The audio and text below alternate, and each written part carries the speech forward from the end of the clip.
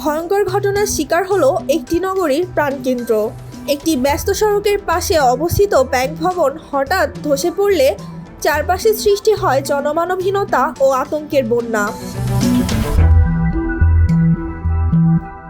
গণমাধ্যমে পাওয়া তথ্য বলছে, বিকেলের সময় কোনো পূর্বাভাস ছাড়াই ভবনের নিচের স্তর সহ একাংশ ধসে পড়ে যায়।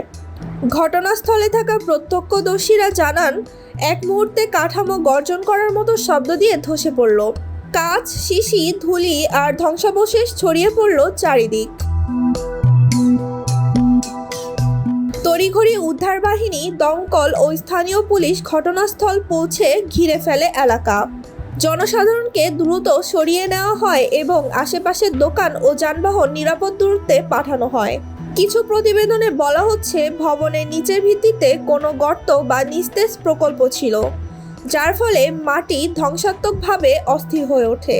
আবার অন্য সূত্র অপর্যাপ্ত রক্ষণাবেক্ষণ ও পুরনো নির্মাণ সামগ্রীকে দায়ী করছে। সায়েন্টিফিক ও নাগরিক প্রকৌশল বিশেষজ্ঞরা বলছেন, কাঠামোগত দুর্বলতা, জমি নিরাশতার কারণে মাটির গর্ত বা পানির অর্ধপ্রবাহ এমন ধরনের বিস্ফোরণ ঘটাতে পারে। এই ধরনের ঘটনা শুধু আঞ্চলিক বিপত্তি নয়, এটি জননিরাপত্তা, ইন্টিগ্রিটি নিয়ন্ত্রণ এবং কাঠামোর নিয়মিত রক্ষণাবেক্ষণের উপর এক করুণ স্মারক।